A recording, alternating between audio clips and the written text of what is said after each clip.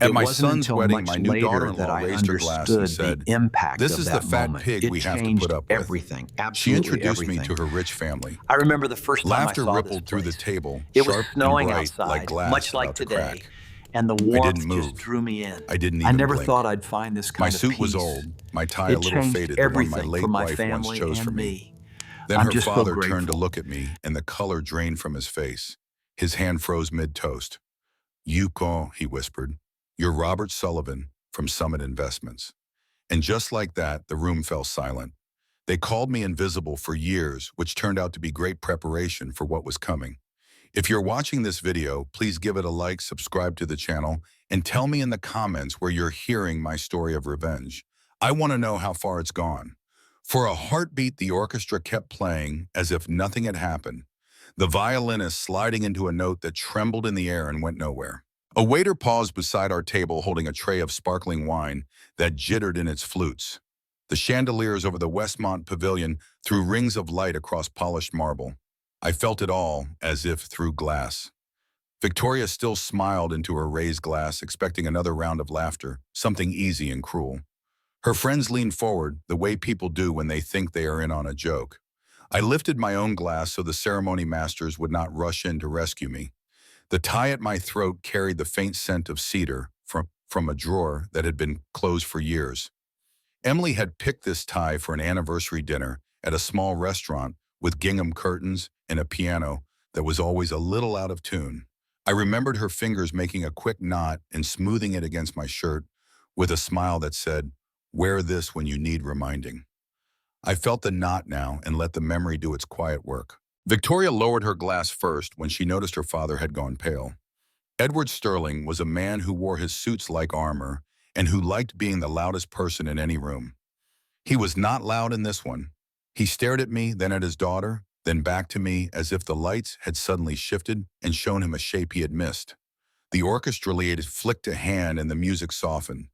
Edward breathed in as if for the first time all night. My son James stepped between us with a grin that felt forced at the edges. He was flushed from dancing, handsome and hopeful, his tuxedo jacket unbuttoned, in the easy style of a man who believed happiness was a straight road. He did not hear what Edward had said. He only sensed that something had tilted. "Dad looks good tonight," he told the table, and patted my shoulder. Then he guided Victoria away for a photo. She let herself be pulled, but her eyes never left her father. A woman at the neighboring table leaned toward me with a kind smile and whispered that her son also loved vintage ties. The word vintage landed softly, careful as a hand on a banister. I thanked her. It was a kindness I did not need but welcomed anyway, like a light pocketed for later. Edward finally crossed the small distance between us. His voice was low enough that only I could hear it. "Is it you, Robert Sullivan, Summit Investments, Sterling Enterprises?" His lips barely shaped the names. He was asking and remembering at the same time. I looked at him and gave him nothing, because giving nothing was still giving him time to decide how he wanted the story to sound when he repeated it. He swallowed, turned to the MC, and asked for a second to propose a toast. The MC, delighted that a man of standing wanted the microphone, hurried over. The band quieted to a hush. The garden door stood open, and the last of the afternoon light slid in along the floor like a path. "To my daughter and to James," Edward began. His voice steadied because it had practice. "Marriage is a promise to see one another clearly.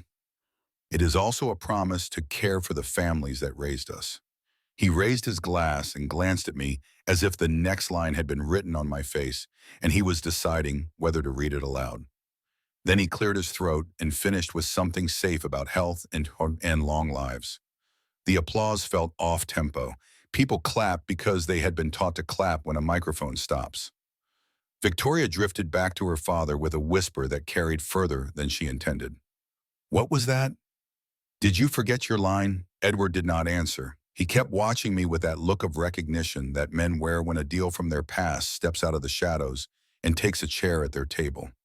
I had seen that look before in conference rooms with floor-to-ceiling windows and polished water pitchers that reflected the city like a fever dream. It is the look of a man running two columns in his head, what I thought I knew, what might be true. I let my gaze wander over the room so no one would think I was waiting for anything. The flowers ballooned over crystal vases. The ice sculpture caught the light and held it. I watched photographers angle couples beneath arches so the evening would look like a magazine later. At one corner table, a cousin checked sports scores on his phone with the posture of a boy hiding a comic book under a desk. In the reflection of a mirror, I saw myself standing alone, and I did not mind it. I could feel James's eyes on me from across the dance floor. He was laughing at something Victoria said to the photographer, and then he was not laughing at all. He started toward me, then stopped when the coordinator asked him to sign a guest book shaped like a tree.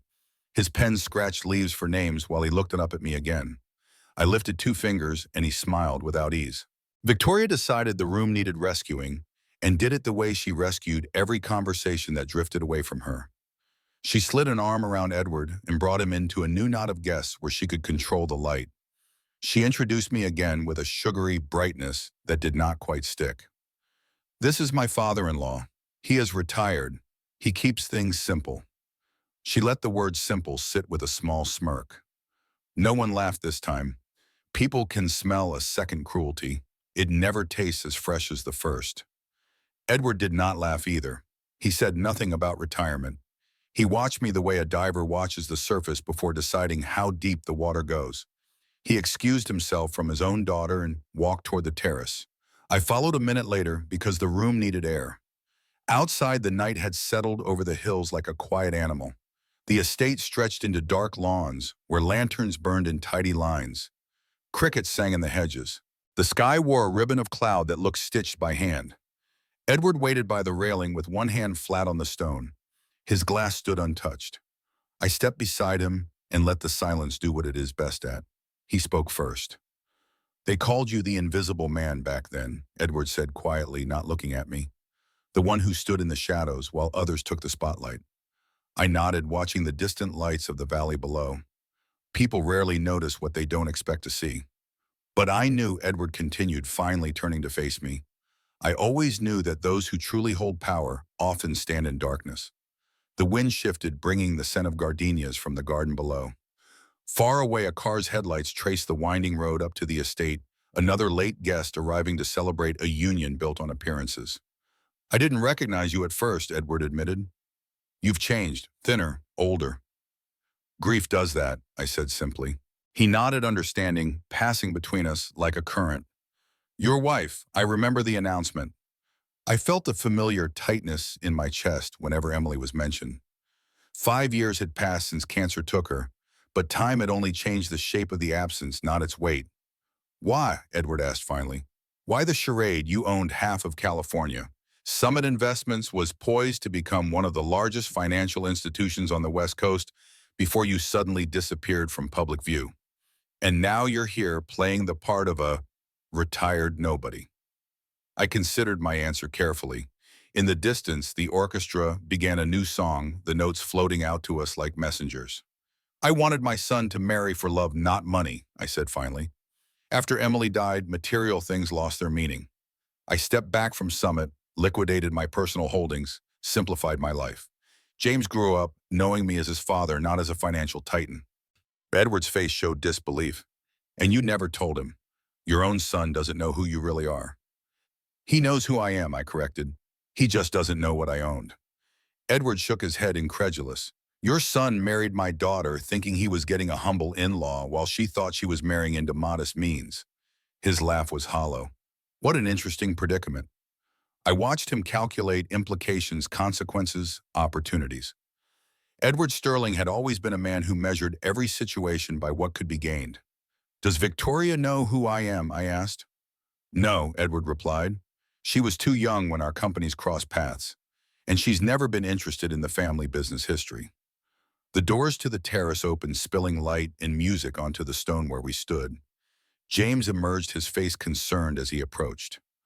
"Everything all right, Dad?" he asked, looking between Edward and me. "Just getting some air and catching up," I said easily. Mr. Sterling and I were reminiscing about old business connections. James's eyebrows rose slightly. "Business connections? I thought you worked at Parker Insurance until retirement." Edward gave me a look that might have been respect or perhaps amusement. "Your father is being modest," he said. "We had some minor dealings years ago, nothing worth mentioning." James seemed satisfied with this explanation, though his eyes lingered on me with a hint of question. "Victoria's looking for you," he told Edward. "Something about family photos." Edward nodded, straightening his jacket. "We'll continue our conversation later," he said to me. It wasn't a suggestion.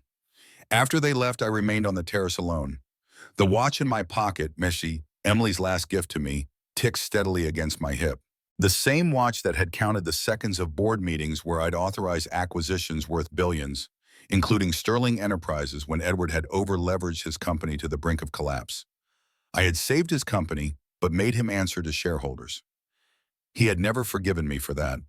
The reception continued for hours, a swirl of champagne and congratulations. I kept to the edges, watching James smile at Victoria with the innocent happiness of someone who believed they had found their perfect match. It pained me to see the calculation behind her smiles, the way her eyes constantly assessed the room for more important people to impress. Late in the evening, Victoria appeared at my side as I stood near the gift table.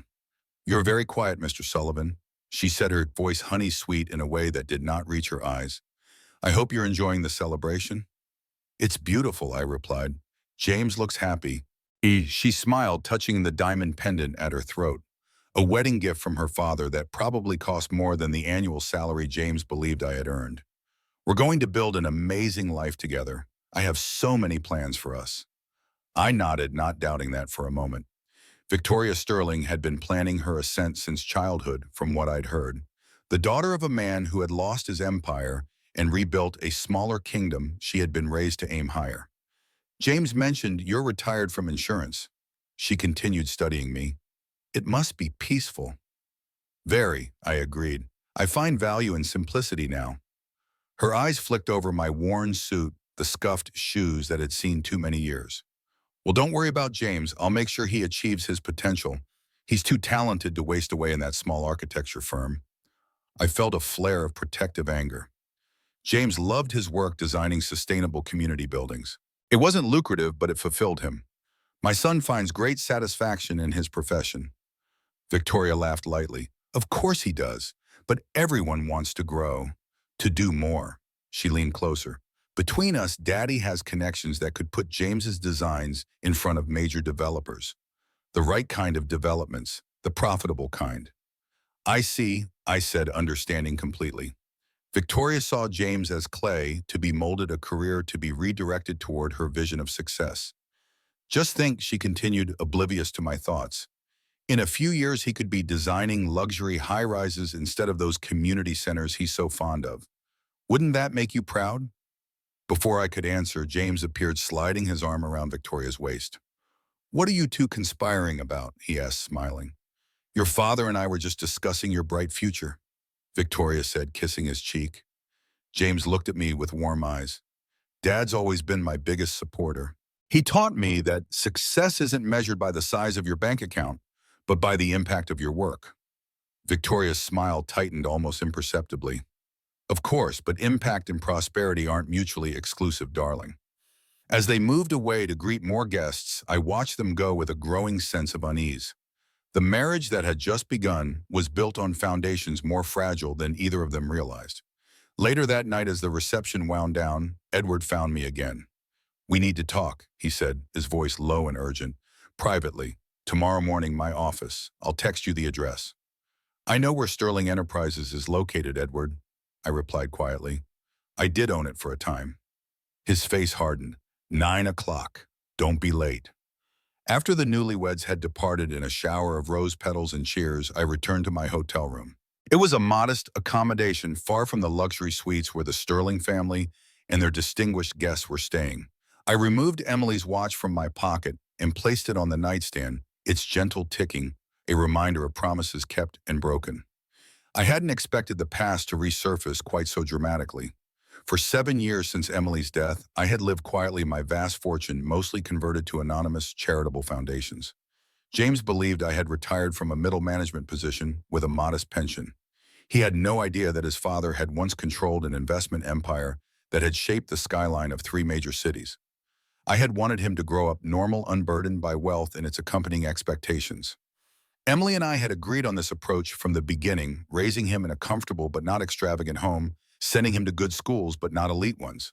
We wanted him to find his own way. After Emily died, I had stepped away, completely selling my controlling interest in Summit Investments to my partners and retreating from public life. The financial press had speculated wildly for a few months before moving on to newer, more visible titans. Now, watching the moonlight through the hotel window, I wondered if my well-intentioned deception had inadvertently led James into a marriage with a woman who saw him as a project rather than a partner. And tomorrow I would face Edward Sterling, a man who surely held a 7-year grudge against the investor who had taken control of his family company. Sleep came reluctantly that night, filled with dreams of boardrooms and Emily's smile and James as a boy asking me to explain why some people had big houses and others did not. Morning arrived with uncompromising brightness. I dressed carefully in the same suit I had worn to the wedding, the only formal attire I had brought with me.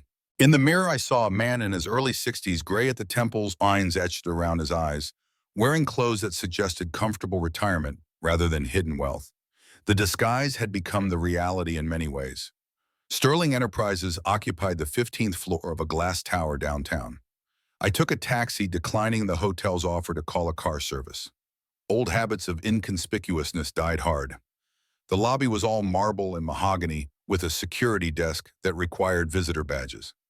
I gave my name and watched the guard's eyes flicker with no recognition. "Mr. Sterling is expecting you," he said, handing me a badge. "15th floor reception will direct you." The elevator was mirrored, showing my reflection from 4 angles. I straightened Emily's tie and prepared to step back into a world I had deliberately left behind. Edward's office suited him, corner views, modern art furnishings that suggested power without shouting it. He rose when his assistant showed me and gesturing to a chair across from his desk. "Robert," he said, not offering his hand. "Thank you for coming." "Your invitation seemed less than optional," I replied, taking the seat. He poured 2 coffees from a carafe on his credenza, sliding one toward me. "Black, if I remember correctly." I nodded, surprised he recalled such a detail from our brief interactions years ago. "Let's be direct," Edward said, sitting back in his leather chair. "You're not what you've been pretending to be. Your son has no idea who he married into, and my daughter has no idea who she married. We have a situation." "Do we?" I asked. "Your daughter married my son. They seem happy. The truth about my past doesn't change that." Edward leaned forward, his hands flat on the desk. "Victoria has certain expectations about her future. She believes she married a talented young architect with modest prospects whom she can mold into something greater through her family's influence. If she discovers her father-in-law is Robert Sullivan, the man who once acquired and dismantled her grandfather's legacy." I sipped the coffee, finding it too bitter. Like this conversation. "I didn't dismantle anything, Edward. Your father had already run Sterling Enterprises into the ground with bad investments and worse management. I salvaged what could be saved." Edward's jaw tightened. "You stripped it for parts and left us with a shell of what it was." "I left you with a profitable company instead of bankruptcy," I corrected. "And you've done well with what remained. This building suggests as much." He waved his hand dismissively. "That's ancient history. What matters now is our children. Victoria is ambitious. She has plans for James that might not align with his current career trajectory." "I've gathered that," I said. "If she discovers who you really are, who knows how she'll react? She might see opportunity, or she might see the man who humiliated her family." Edward tapped his fingers on the desk. "Either way, it complicates things." I considered this. "What are you suggesting?" "We maintain the status quo," Edward said. "I won't reveal your true identity. You continue your modest retiree kicked in. We let the kids find their way without the burden of our past business dealings." "And why would you do this for me?" I asked, knowing Edward Sterling never offered anything without expecting greater return. His smile didn't reach his eyes. "For my daughter's happiness, of course, and to protect family harmony." I didn't believe him for a second. Edward was buying time, assessing angles, looking for advantage. But his proposal aligned with my own desires, to keep James free from the complications my wealth would bring. "Agreed," I said finally. "Our past stays in the past." Edward seemed satisfied, though his eyes remained calculating. "Good, we understand each other then."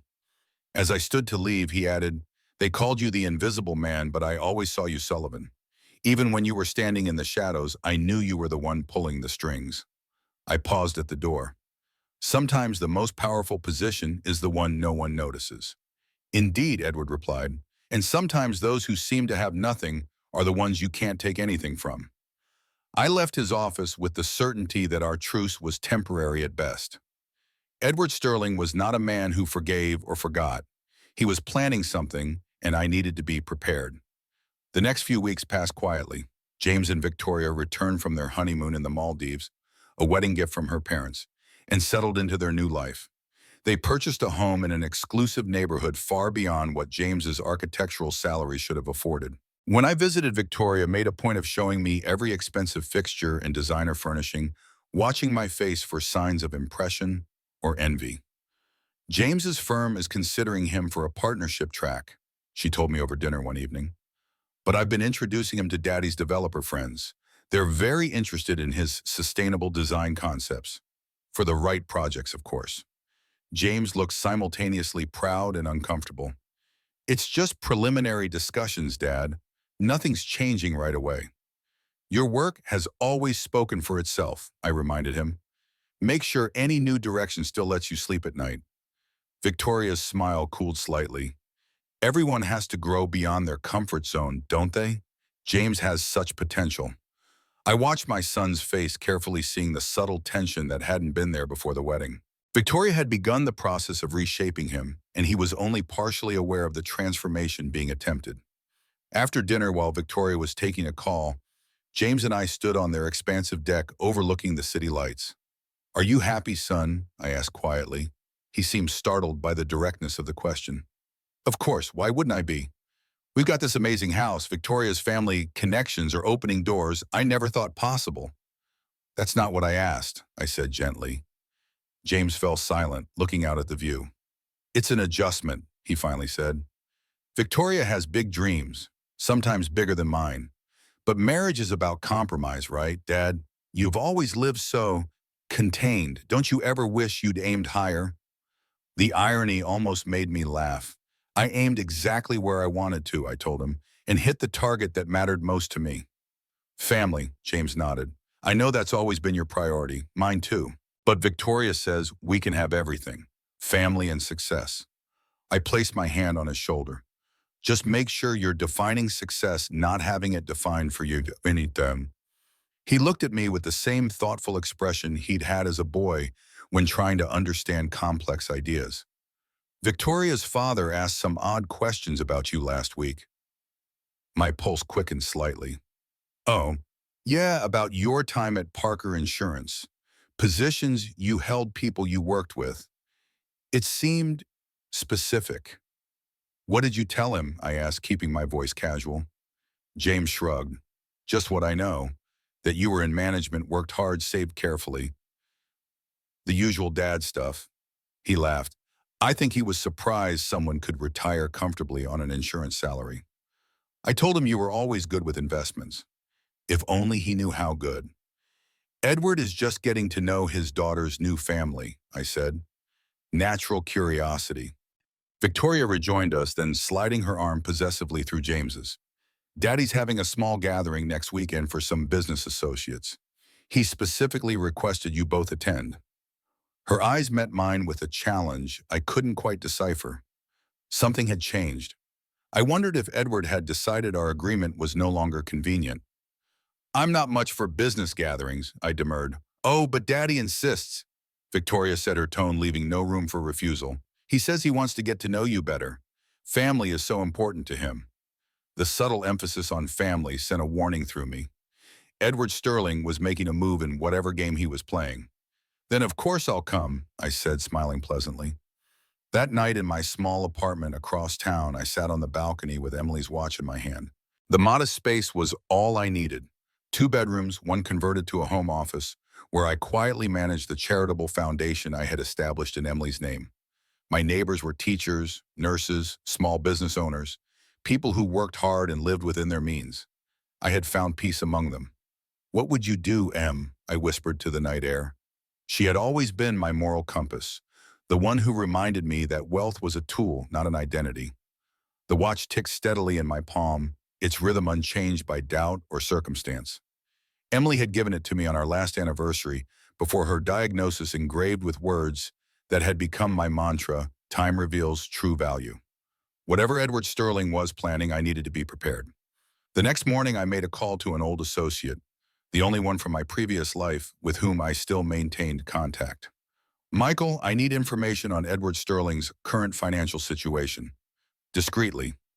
Michael Zhao had been my research analyst at Summit before becoming one of the partners who bought me out. His voice registered surprise. Robert, this is unexpected. I thought you were fully retired. Personal matter, I explained. Nothing to do with markets. Sterling Enterprises, Michael mused. They've been expanding aggressively in the last 2 years, commercial real estate mainly, some tech ventures, nothing particularly innovative, but solid growth. Edward's daughter just married, I believe.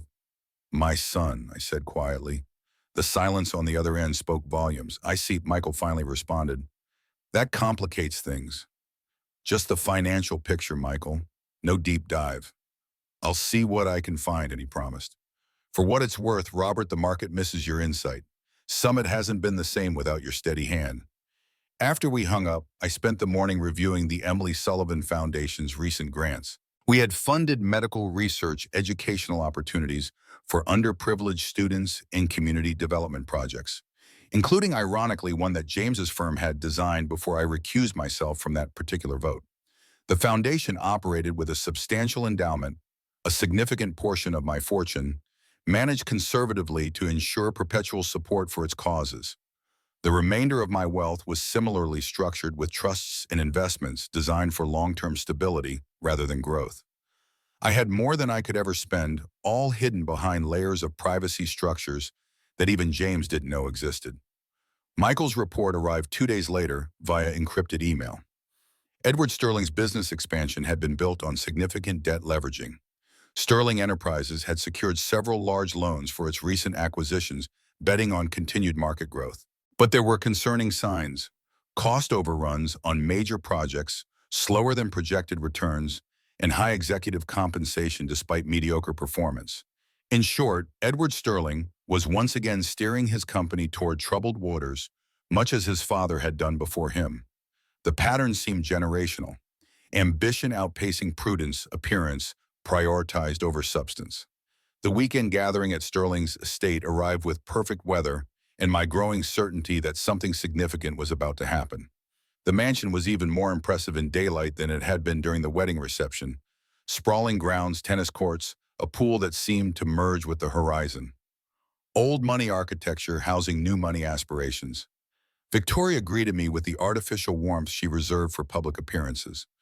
Robert, I'm so glad you could make it. James is already here by the pool with some of Daddy's associates. She guided me through the house, pointing out art pieces and architectural details with the pride of someone who had selected them personally, though I suspected most predated her influence. The back terrace opened to a view of manicured gardens and the pool area beyond, where perhaps 30 people mingled with drinks and calculated laughter. I spotted James immediately surrounded by older men in casual luxury attire gesturing as he explained something with the enthusiasm he reserved for his design concepts.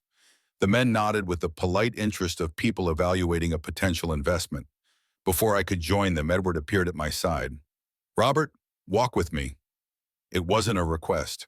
We moved away from the gathering toward a secluded garden path lined with meticulously shaped topiary. Impressive place, I commented. You've done well for yourself after our reorganization. Edward's smile was tight. Sterling Enterprises has thrived under proper family leadership. We've tripled our market presence in the last 5 years. With considerable leverage, I noted. His step faltered slightly. You've been checking up on me. Just staying informed. We reached a stone bench beneath a pergola draped with wisteria. Edward motioned for me to sit. Let's stop dancing around each other, Robert. I know why you're maintaining this middle-class charade, and it's not just about protecting your son from wealth's complications. I waited, curious about his theory. Tax evasion, Edward said flatly, or perhaps avoiding creditors from some failed venture. Maybe even legal issues. The great Robert Sullivan doesn't simply walk away from a financial empire for philosophical reasons. I couldn't help but laugh. Is that what you think? It's the only logical explanation, Edward insisted. And I want you to know that I've been investigating. Quietly, of course. I have resources connections in the financial community. If there's something in your past that forced you into hiding, I will find it. And then what? I asked.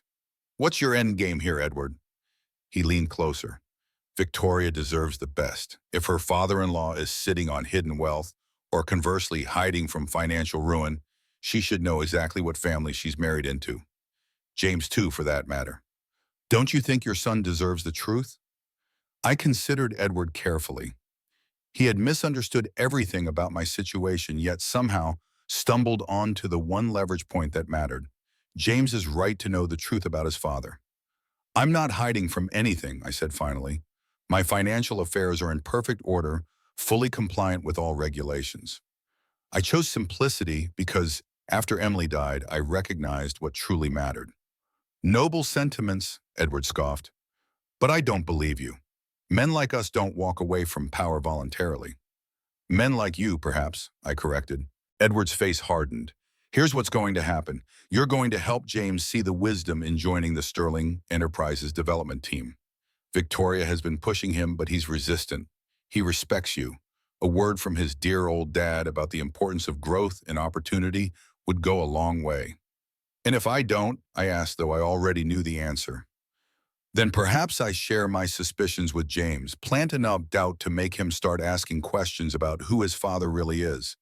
Imagine his confusion when he discovers his modest, principled father has been lying to him his entire life. I felt a cold anger settle in my chest. Edward was threatening the relationship I valued above all else. That would hurt your daughter too, I pointed out. The family harmony you claim to want to protect. Edward waved this away. Victoria is resilient, and ultimately having James join our business will strengthen their marriage. I'm asking you to do what's best for everyone. I stood straightening my jacket. I'll think about it. Don't think too long, Edward advised. I've already scheduled a dinner next week with James to discuss a potential position. It would be helpful if you'd expressed your support by then. As I walked away, I realized Edward's miscalculation. He believed my secrecy stemmed from something shameful or illegal. He couldn't conceive that a man might willingly relinquish wealth and power in pursuit of a quieter, more authentic life. His blindness gave me an advantage he didn't realize I had. I found James by the pool now alone, watching the social dynamics with a slightly detached expression I recognized from his childhood, the observer's perspective he had inherited from me. Heavy conversation with Victoria's dad, he asked as I joined him. Just getting to know each other better, I replied. He mentioned he's discussing a job opportunity with you. Aunt James sighed, swirling the ice in his sparkling water. Victoria's been pushing for it. Prestigious projects, better money, family connections. It all sounds perfect on paper.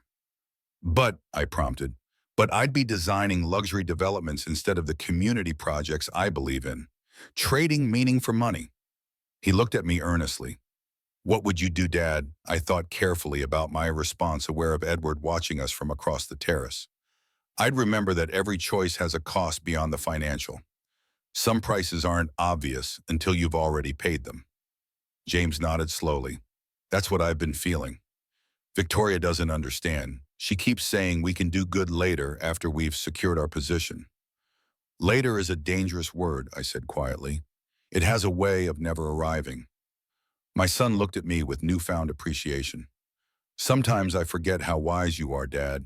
You've always lived by your principles, even when it wasn't easy. If only he knew the full truth of that statement. I placed my hand on his shoulder, feeling the familiar surge of paternal love. Whatever you decide, make sure it's your decision. Not Victoria's, not Edward's, not even mine. As we rejoined the party, I caught Victoria watching us, her expression calculating. She quickly replaced it with a smile and came to link her arm through James's. Darling, the Westons are asking about your riverfront community center design. They're very impressed. She glanced at me. Did you two have a good father-son chat? Always do, James said, kissing her cheek. Victoria's eyes met mine over his shoulder, questioning, assessing. Robert, I hope you'll join us for dinner next Friday. Daddy wants to discuss some exciting opportunities for James. I wouldn't miss it, I assured her. That evening, as I drove home from the Sterling estate, I knew I had reached a critical juncture. Edward was forcing my hand, threatening the careful separation I had maintained between my past and present. If he continued pushing, the truth would eventually emerge, but not in the way any of us would want. At a stoplight, I removed Emily's watch from my pocket and held it in my palm. Time reveals true value, the inscription promised. Perhaps it was time to reveal mine. Friday evening arrived with a steady rain that blurred the city lights into watercolor smears. I drove to Edward Sterling's chosen restaurant, an exclusive establishment on the top floor of a downtown high-rise where diners paid as much for the view as for the food. The kind of place where servers materialized and vanished with ghostly precision and menus displayed no prices because those who needed to ask couldn't afford to eat there. I dressed in my best suit, which wasn't saying much. The jacket fit looser than it once had. Grief and simplicity had trimmed away the comfortable padding of my previous life. I carried Emily's watch in my pocket, its weight a familiar anchor. The maitre d' assessed me with the practiced neutrality of someone who had seen both billionaires in jeans and frauds in designer suits. "Sullivan party of four," I said. His expression didn't change as he consulted his tablet, but I caught the slight recalibration in his eyes, the mental adjustment that occurred when someone didn't match the expected profile of a Sterling guest. "Of course, sir. Mr. Sterling and his daughter have already arrived. Your son is parking the car." He led me through the dimly lit restaurant to a corner table with commanding views of the rain-slicked city below. Edward rose as I approached, a practiced smile fixed to his face. Victoria sat beside him, radiant, in a black dress that probably cost more than my monthly expenses. "Robert," Edward said, extending his hand, "glad you could join us." His grip conveyed the implicit message, "Remember our arrangement." "Beautiful place," I commented, taking my seat across from Victoria. "I appreciate the invitation." Victoria studied me with the polite interest one might show a quaint local custom while traveling. "James has been looking forward to this dinner all week," she said. "He values your opinions so much." The unspoken completion of her thought hung in the air. "So don't disappoint us." A server appeared with water and wine recommendations. Edward ordered a bottle without consulting the list, a vintage I recognized as exclusive, but overrated, chosen for its price point rather than its taste. The kind of selection made by someone who wanted others to know how much they were spending. James arrived moments later, slightly damp from the rain, his smile genuine when he saw me. He kissed Victoria's cheek, shook Edward's hand, and squeezed my shoulder before taking his seat. "Sorry I'm late. The parking garage was packed." "You should have used the valet," Victoria said with gentle correction. "That's what it's for, darling." James laughed easily. "Architect's habit. I like to see how spaces are designed." Edward raised his glass. "To family and future opportunities." We clinked glasses, and I watched James closely as he smiled at his father-in-law with innocent optimism. My son had always possessed a fundamental goodness, an assumption that others shared his authentic approach to life. It was what made him an excellent architect, but left him vulnerable to those who saw relationships as transactions. The first course arrived, something artful involving rare mushrooms and truffle foam. Edward steered the conversation toward casual territory, a recent gallery opening, a mutual friend's vacation home, purchased sports teams that I had no interest in, but nodded about appreciatively. It wasn't until the main course that Edward shifted gears. "James, I've been thinking more about our discussion regarding Westlake Heights." James looked up from his barely touched Wagyu beef. "The luxury condo development." Edward nodded. "Sterling Enterprises is finalizing the acquisition next week. We're assembling a design team, and your sustainable approach could provide exactly the distinctive edge the project needs." Victoria placed her hand on James's arm. "It's perfect, darling. You'd have creative control over the environmental elements, and the budget is substantial." I watched my son's face, recognizing the conflicted look that had been increasingly present since his marriage. "It's an amazing opportunity," he said carefully, "but my firm is counting on me for the community center project in Riverside." Edward waved this away. "A noble project, certainly, but Sterling could offer you triple what that community center is paying, plus a percentage of the final sale values." He glanced at me. "Robert, surely you see the opportunity here for your son." All eyes turned to me. This was the moment Edward had orchestrated my endorsement of his plan to redirect James's career away from community-focused architecture toward luxury developments. I set down my fork deliberately. James has always had exceptional judgment about his own path. Edward's smile tightened imperceptibly. Of course, but sometimes a father's wisdom helps illuminate options a son might not fully appreciate. Victoria leaned forward. Robert James told me you always taught him to recognize opportunities when they appear. This is definitely one of those moments. I looked at my son, seeing the uncertainty in his eyes. He wanted my blessing, yet something in him resisted the gilded cage being constructed around him. My wisdom for James has always been simple, I said carefully. Money is what people earn. Value is what people create. The two aren't always aligned. James nodded slowly, a recognition flickering in his eyes at words I'd shared with him throughout his life. Edward set down his wine glass with slightly more force than necessary. Philosophical insights are valuable, Robert, but pragmatism has its place. Sterling Enterprises offers James security, prestige, and the resources to make a real impact. I don't doubt that, I replied evenly. I just believe impact should be measured by more than profit margins. Victoria's laugh was practiced and dismissive. That's charming, Robert, but in the real world, impact requires capital. The greater the capital, the greater the potential impact. I smiled at my daughter-in-law. Is that what you've found to be true in your experience, Victoria? Her smile faltered slightly at the gentle challenge. Before she could respond, James cleared his throat. I appreciate everyone's input, he said diplomatically. Dad's always encouraged me to follow my principles, and I respect that. Victoria and Edward see opportunities I might miss otherwise. He looked at Edward. Could I have some time to think about it? Maybe review the project details more thoroughly. Edward nodded magnanimously. Of course, take the weekend, but we'll need to move forward by Monday.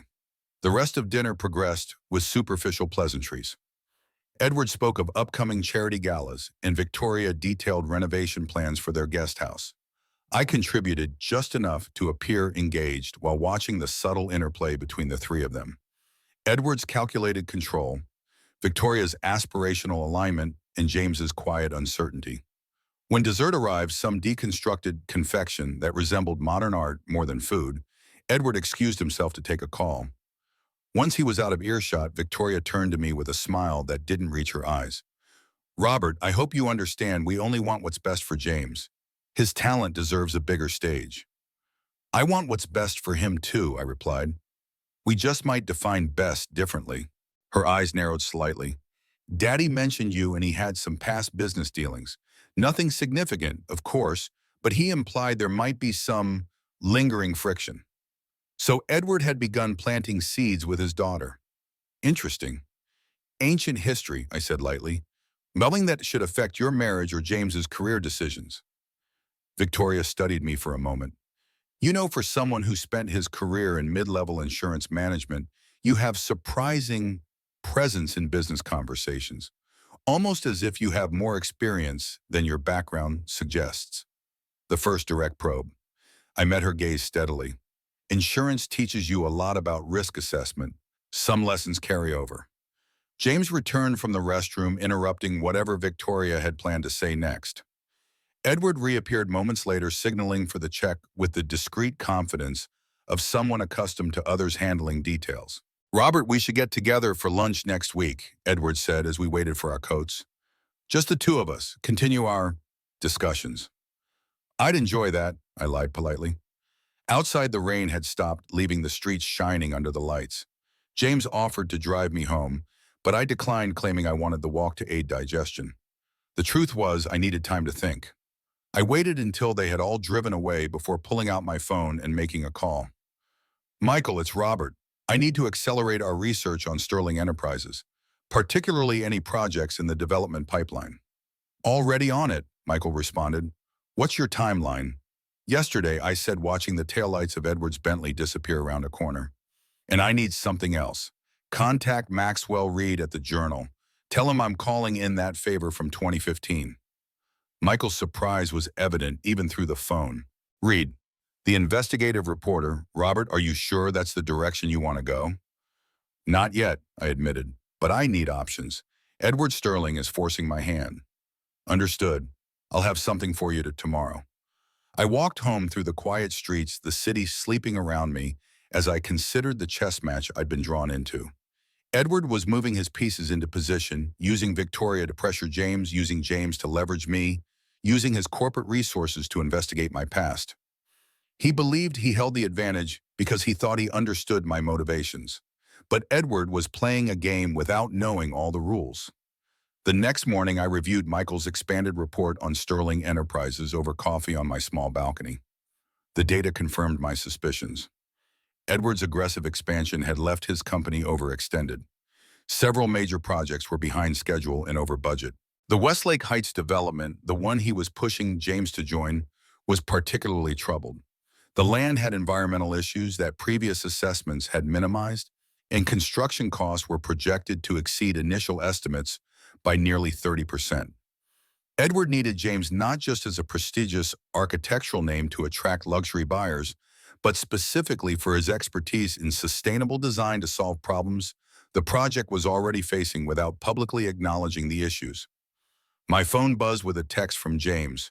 Coffee this morning, just us. The usual place.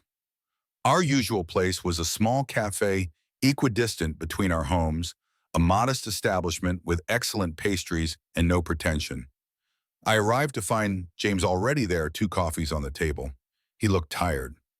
Didn't sleep well, I asked as I sat across from him. He shook his head.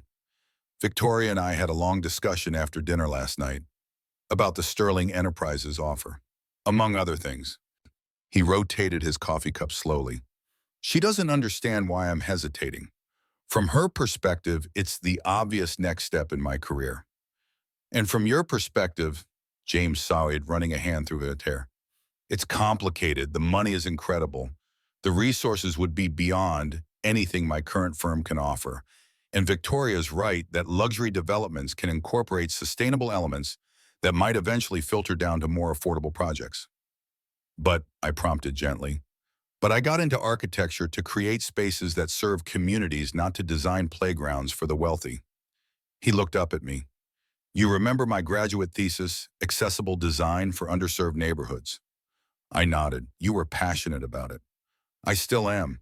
The community center project is exactly the kind of work I always wanted to do. It's not glamorous or particularly profitable, but it matters. He hesitated. Victoria says I can do both, take the Sterling position and maintain my commitment to community projects on the side.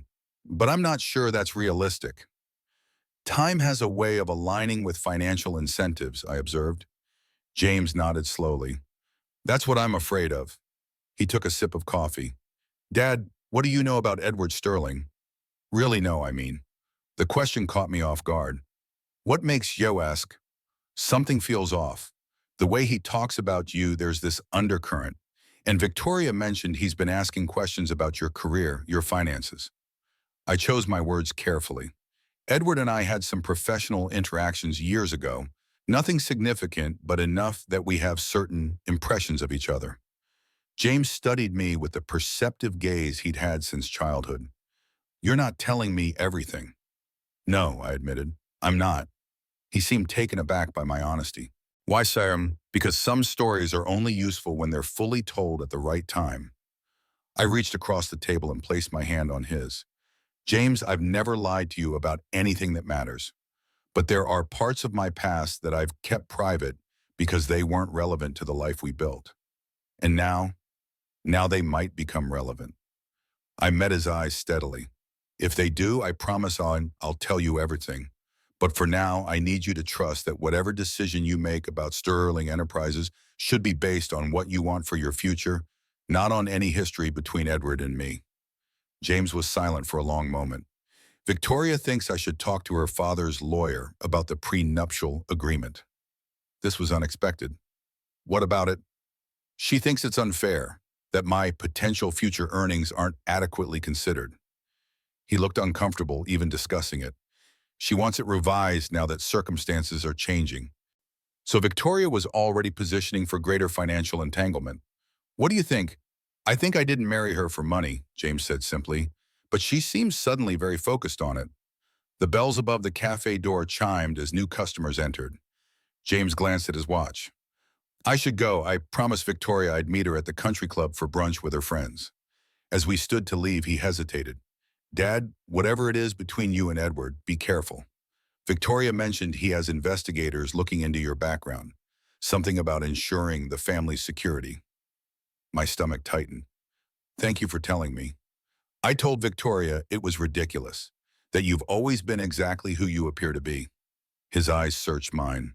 That is true, isn't it, Dad? I placed my hand on his shoulder.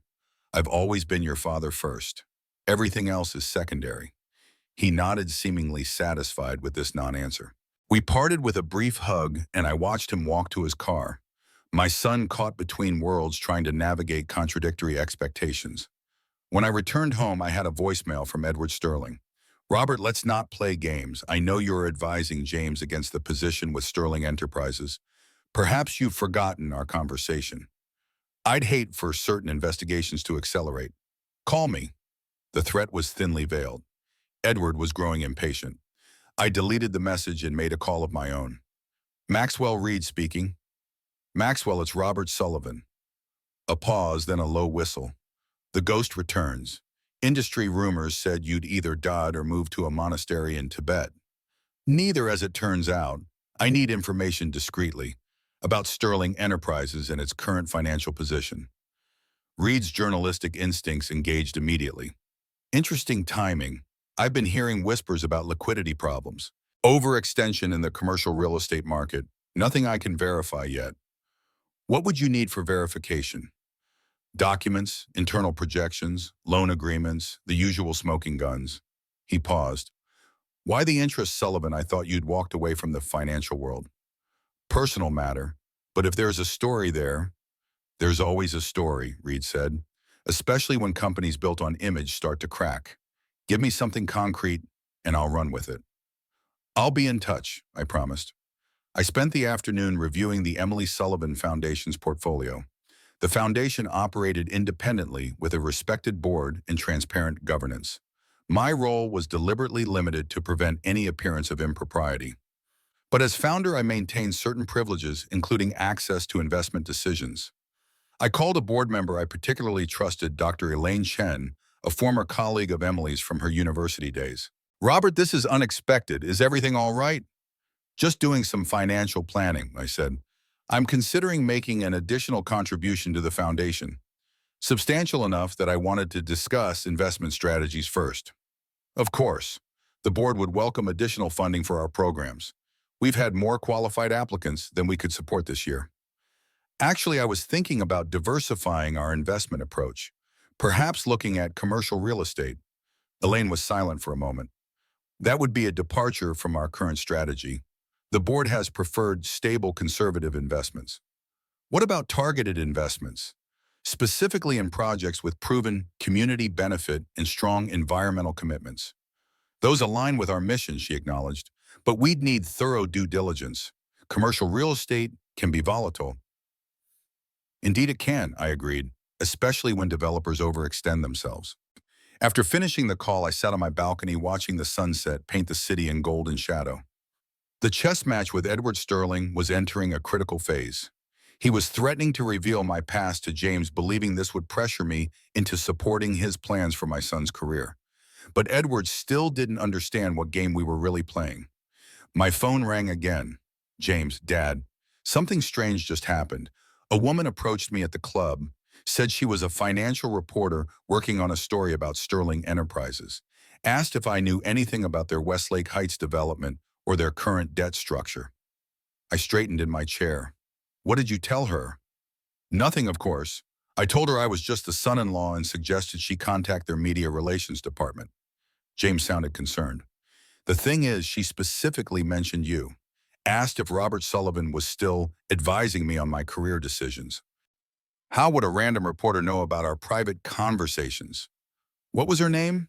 Alicia something. Didn't catch the last name. Victoria was furious, made a scene, and had security escort her out.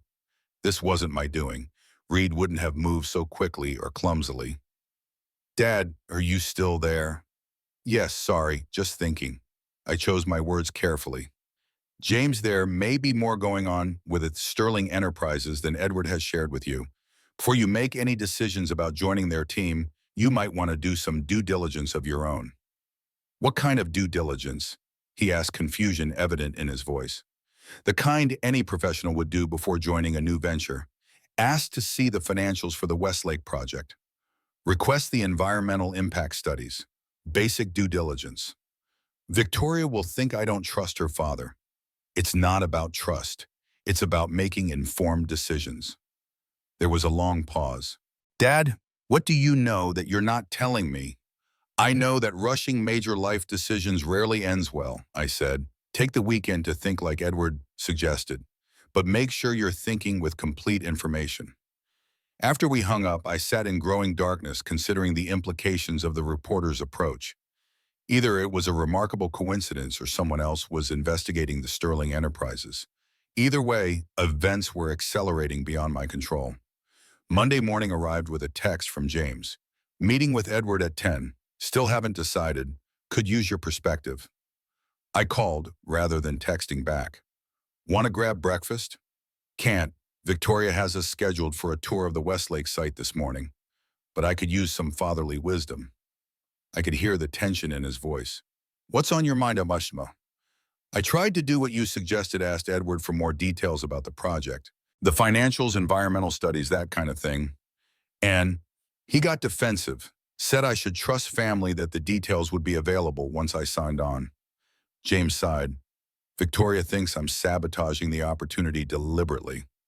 What do you think? I think if everything was as straightforward as they claim, they wouldn't hesitate to share basic information. He lowered his voice. I did some research on my own. There are rumors that the Westlake site has contamination issues from its previous industrial use, expensive remediation problems. My son was perceptive, another quality he'd inherited from his mother. Trust your instincts, I advised. They've served you well so far. There's something else, James said hesitantly. Victoria's been looking through old news archives. She found some articles about a Robert Sullivan who ran Summit Investments about 15 years ago, a major player in corporate acquisitions. He paused. That couldn't be you, right? The timing doesn't work. You were at Parker Insurance then. My heart raced. James, I know it's ridiculous. Just a coincidence of names, that's what I told her. But she's fixated on it for some reason. Victoria was connecting the dots faster than I'd anticipated. People find what they're looking for whether it's there or not. Yeah, well, she's definitely looking for something. Anyway, I should go. Wish me luck with Edward. James, I said before he could hang up, remember what matters to you, not what matters to Victoria or Edward or even me. I will. Thanks, Dad. After the call ended, I made a decision. It was time to accelerate my own plans. I spent the morning making calls to old contacts, people who owed me favors or respected my past judgment enough to listen without too many questions. By noon, I had confirmation of what Michael's research had suggested. Sterling Enterprises was over-leveraged and facing potential cash flow problems if their current development projects didn't proceed on schedule and on budget. Edward was betting everything on the Westlake Heights development. He needed it to succeed not just financially, but as a prestigious showcase to attract investors for future projects. And he needed James both for his sustainable design expertise to solve the environmental challenges and for the Sterling family connection to keep everything in-house where problems could be managed discreetly. My phone rang. Edward Sterling. Your son just declined our offer, he said without preamble, his voice tight with controlled anger. After appearing enthusiastic all weekend, I assume you had something to do with this sudden change of heart. James makes his own decisions, I replied calmly. Don't play innocent Sullivan. Victoria told me about her research. The coincidence is too perfect. Robert Sullivan of Summit Investments disappearing from public view right around the time you appeared in James's life as the modest insurance executive. His voice hardened. I don't know what your game is, but interfering with my daughter's marriage and my company's business will have consequences. Is that a threat, Edward? It's a promise. I've scheduled a dinner with James and Victoria tonight.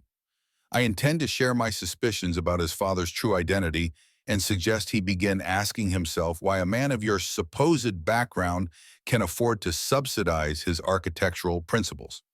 Victoria is already questioning where your retirement income really comes from. My grip tightened on the phone. Think carefully about your next move, Edward. I always do.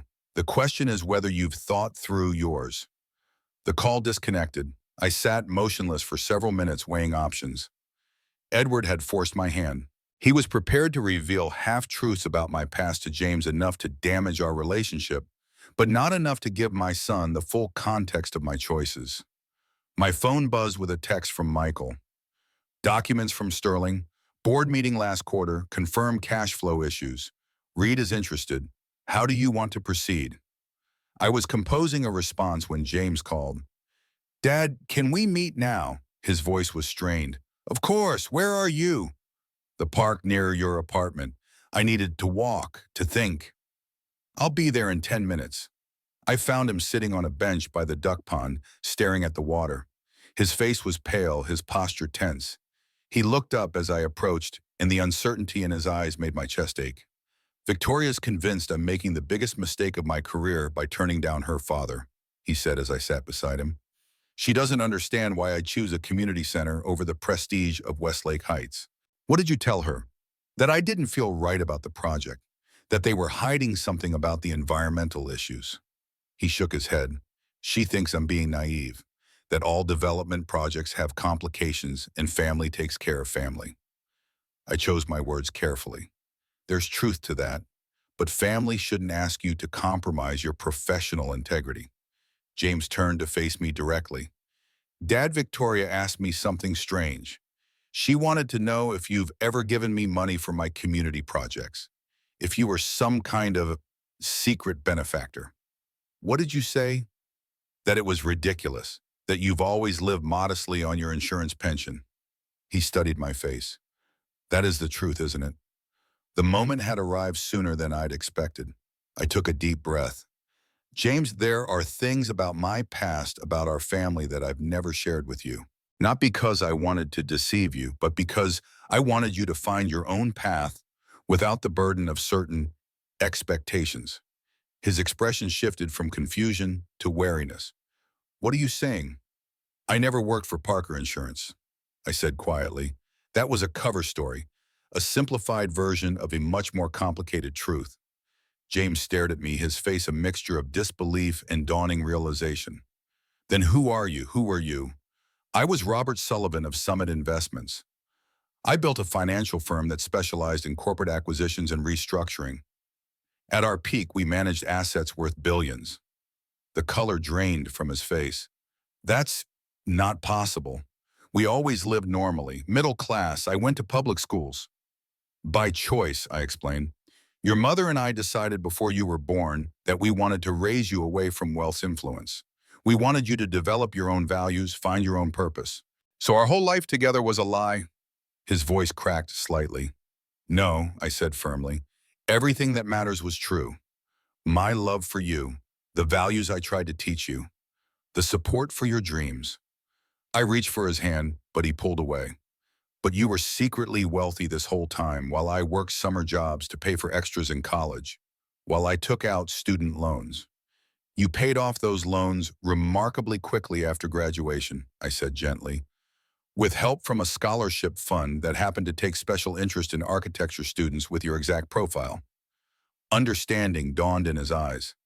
The Emily Sullivan Foundation, named after Mom. That was you, I nodded. After your mother died, I stepped away from Summit, liquidated most of my holdings, and established the foundation with a significant portion of my wealth. I kept enough to live comfortably while ensuring the foundation could support causes she would have valued, including occasionally promising young architects working on community projects. James stood abruptly pacing in front of the bench. I can't believe this. My entire life, everything I thought I knew about you, about us. James, I'm still the same person who taught you to ride a bike, who came to every architecture school presentation, who supported your decision to focus on community projects instead of commercial work. I stood to face him. The only difference is that I had more resources than you realized. Why tell me now, he demanded, after all these years of deception? Because Edward Sterling is planning to tell you his version tonight. a version designed to drive a wedge between us and pressure you into joining his company. I met his eyes steadily. I wanted you to hear the truth from me first. James ran his hands through his hair in frustration. So, this is why Victoria's father has been so strange around you. You weren't just some business acquaintance. You? I acquired Sterling Enterprises during a financial crisis 15 years ago. I confirmed. Edward's father had mismanaged the company to the brink of collapse. I restructured it, stabilized its finances, and eventually returned control of the Sterling family to Edward, but with significant oversight from other shareholders. And he's hated you for it ever since, James concluded. He resented the loss of autonomy, yes, and now he sees an opportunity for revenge by turning you against me. James sat back down heavily. I need time to process this. My entire understanding of my life of you has just been completely upended. I understand, I said, my heart aching at the distance I felt opening between us. Take all the time you need, but please, before you meet with Edward and Victoria tonight, consider why I made the choices I did. Everything was intended to give you the freedom to become your own man without the shadow of wealth and privilege determining your path. He stood again, gathering his coat. I have to go. Victoria's waiting. James, I called as he started to walk away. Whatever you decide about Sterling Enterprises, about your relationship with me, make sure it's your decision. Not Victoria's, not Edward's. Yours. He paused but didn't turn around. That's the irony, isn't it? You kept the truth from me to ensure I made my own choices. But choice requires complete information. He glanced back at me, something both you and Edward seemed to have forgotten. I watched him walk away, his shoulders rigid with tension, and felt the weight of my decisions, both past and present, pressing down on me. The truth was finally emerging, but at what cost? That evening, I sat in my apartment, Emily's watch open in my palm, waiting for the inevitable. At 9:42 p.m., my phone lit up with a text from James. Dinner with Edward and Victoria over? Need time to think. Please don't contact me for a few days. The brevity spoke volumes. Edward had made his move, shared his version of my past, and James was retreating to process the collision of competing truths. I closed the watch case with a soft click. Time reveals true value, but first it often reveals painful truths. My phone rang. Michael. Robert, something's happening at Sterling Enterprises. My sources say they've called an emergency board meeting for tomorrow morning. Rumors of a cash crunch and potential loan covenant violations. What triggered it? Apparently, 2 major investors pulled out of the Westlake Heights project today, cited undisclosed environmental concerns and management transparency issues. I hadn't made any moves against Sterling yet. This was coming from another direction. There's more, Michael continued. Reed has received internal documents from an anonymous source showing Sterling misrepresented the environmental remediation costs to investors. He's running the story tomorrow. I didn't send anything to Reed, I said, surprised. Someone did, and Reed's reputation means the story will have immediate credibility. I thanked Michael and hung up, pondering this unexpected development. Someone else had Sterling Enterprises in their sights, someone with insider access to sensitive documents. My phone buzzed again. Victoria. I know exactly who you are now, Mr. Sullivan. Or should I call you the invisible billionaire, the one who hides in plain sight while manipulating everyone around him? Victoria, this isn't a conversation we should have by text. Oh, I think it is. I want a record of this. You've been working against my father from the beginning, against our marriage, against everything we're trying to build.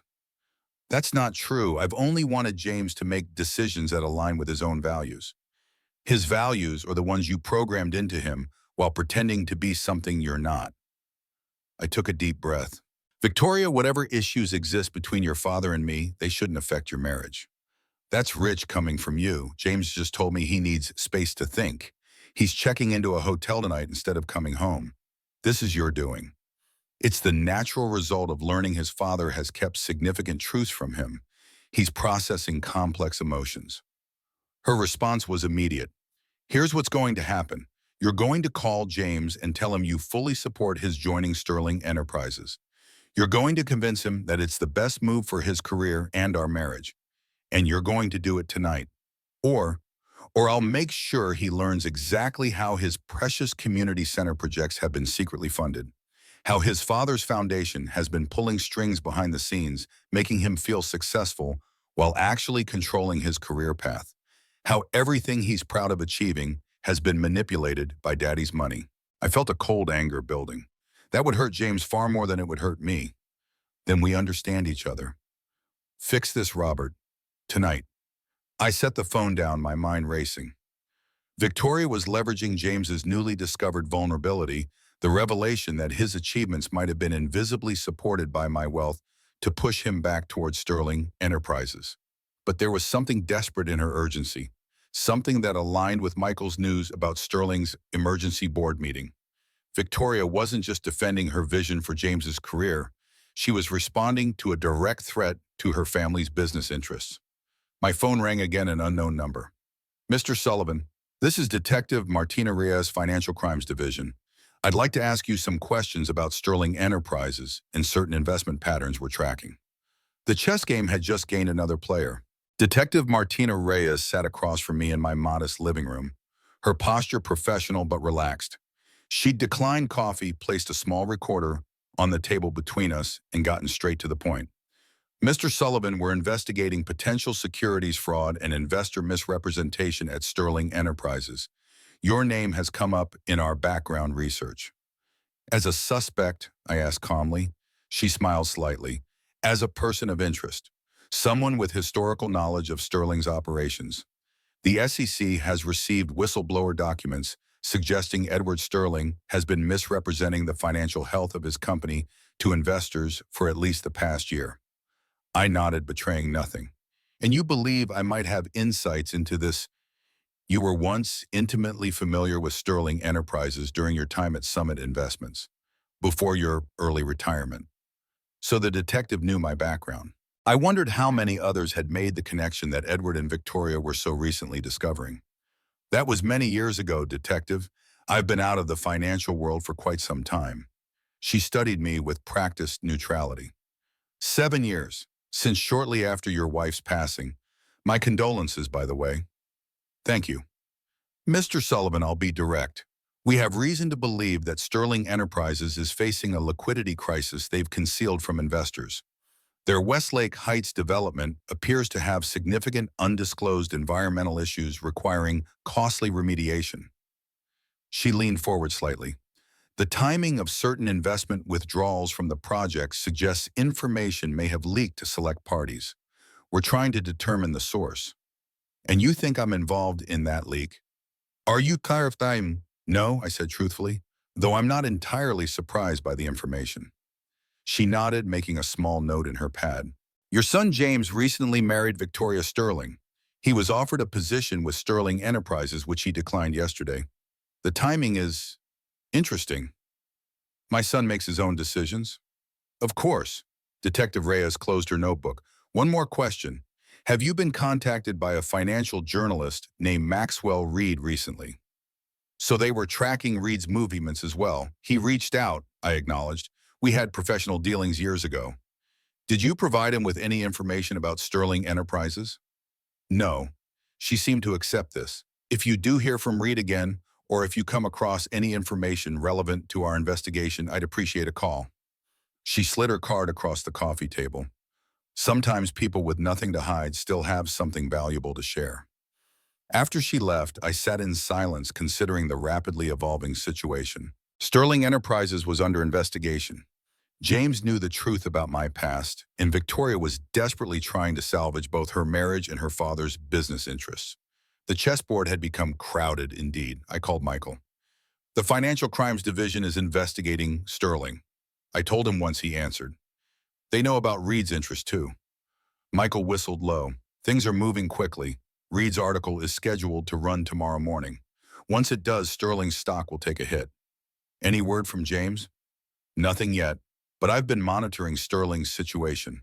Their board meeting this morning was apparently contentious. 2 directors resigned immediately afterward. I thanked him and hung up, then checked my phone. Still no messages from James. The silence was worse than anger would have been. Around noon, my phone finally buzzed with a text. Not from James, but from Edward Sterling. My office, 2 p.m., come alone. No threats? Posturing this time.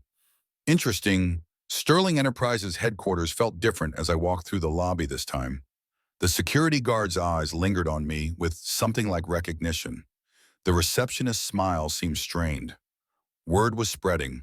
Edward's assistant escorted me directly into his office without the weight that power players typically impose to establish dominance. Edward himself stood at the window, his back to the door, staring out at the city below. He didn't turn when I entered. "You've won, Sullivan," he said flatly. "Congratulations." I took a seat without being invited. I wasn't aware we were playing a zero-sum game. He turned then, and I was struck by how much older he looked than he had just days ago. Strain had etched new lines around his eyes and mouth. "Don't insult me with false modesty. You've orchestrated this perfectly." He gestured to his computer screen, which displayed what appeared to be a draft of Reed's article. "Your journalist friend has been quite thorough." "Reed isn't my friend, and I didn't provide him with information," I said truthfully. Edward laughed bitterly. "So what? The whistleblower, the SEC investigation, the investors pulling out, it all leads back to you somehow. You've been planning this revenge for years." "That's not true." "No." He poured himself a drink from a crystal decanter, not offering me one. "7 years ago, the great Robert Sullivan suddenly disappears from the financial world right after burying his wife. He liquidates most of his assets, establishes a charitable foundation, and adopts the persona of a retired middle management nobody." He took a long sip. "Meanwhile, his son grows up unaware of his father's wealth and power, eventually becoming an idealistic architect who coincidentally marries the daughter of the man Sullivan once humiliated in business." "James and Victoria's marriage was never part of any plan," I said firmly. Edward waved this away. "Perhaps not initially, but when it happened, you saw an opportunity to observe your old adversary up close, to position yourself for the perfect moment to strike. Edward, contrary to what you might believe, my life hasn't revolved around you or Sterling Enterprises for the past 7 years. He sat heavily in his chair. "Then why now? Why is everything falling apart precisely when you re-enter the picture?" I considered how to respond. The truth was that Edward had brought this crisis upon himself through his own financial mismanagement, his attempt to pressure James into joining Sterling Enterprises, and his decision to investigate my past. But pointing this out would only feed his persecution complex. "Sometimes timing is just timing," I said finally. "But you're right about one thing. I did warn you to be careful about your next move. And now Sterling Enterprises will likely face bankruptcy or a hostile takeover. My family legacy destroyed." He looked at me with undisguised hatred. "Does that satisfy your need for revenge?" "I never wanted revenge, Edward. I simply wanted you to leave my son alone to make his own choices." "Your son," and he spat, "the architect with principles. Do you know what Victoria told him last night? That she's pregnant?" He watched for my reaction. "That's right. You're going to be a grandfather. And now your precious principled son is caught between his resentment toward you, his failing marriage, and his unborn child." The news hit me like a physical blow. James facing fatherhood while his own understanding of his father was in turmoil. The cyclical nature of it was almost poetic in its cruelty. "Is she certain?" I asked quietly. 8 weeks, Edward confirmed. "She told him last night after your little revelation. Thought it might keep him from walking out. It didn't." "Where is he now?" "I don't know. Not answering Victoria's calls, not at his firm." Edward's expression hardened. "But wherever he is, he's dealing with the fact that his father has been lying to him his entire life. So congratulations on that as well." I stood to leave. This conversation was going nowhere useful. "One more thing, Sullivan," Edward called as I reached the door. "When Sterling Enterprises falls, and it will after Reed's article runs, my daughter and your grandchild will suffer too. I hope your principles keep you warm at night." Outside, the late autumn sun cast long shadows across the city streets. I walked without direction, processing the implications of Victoria's pregnancy. If true, it changed everything. James would never abandon his child, regardless of his feelings about Victoria or her family. He would find a way to be present, to provide, to protect, just as I had tried to do for him. My phone buzzed. "James." "Dad, can we meet? I'm at the lakefront." Relief washed over me. "I'll be there in 20 minutes." I found him sitting on a bench overlooking the water, the wind ruffling his hair. He looked exhausted, the kind of bone-deep weariness that comes from emotional rather than physical exertion. He didn't stand when I approached, just motioned for me to sit beside him. "Victoria told you," he asked without preamble. "Edward did, about an hour ago." James nodded, staring out at the water.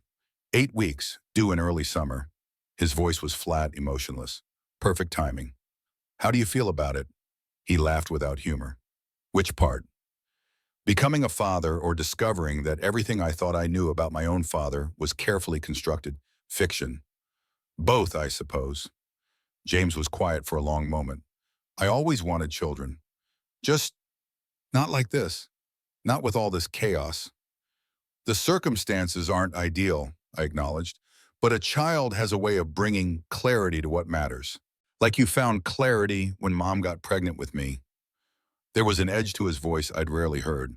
"Is that when you decided to hide your real life from me, to raise me in some kind of artificial, middle-class bubble?" The pain in his words cut deep. "It wasn't artificial, James. The values, the love, the everyday experiences, those were all real. But the context wasn't." He finally turned to look at me. "Do you know what keeps spinning in my head? All those summer jobs I took to earn a spending money? The student loans I was so proud to pay off? The sense of accomplishment I felt when I landed my first real architecture position?" His voice cracked slightly. "Was all of that just theater, a show you orchestrated to teach me some kind of lesson about earning my way?"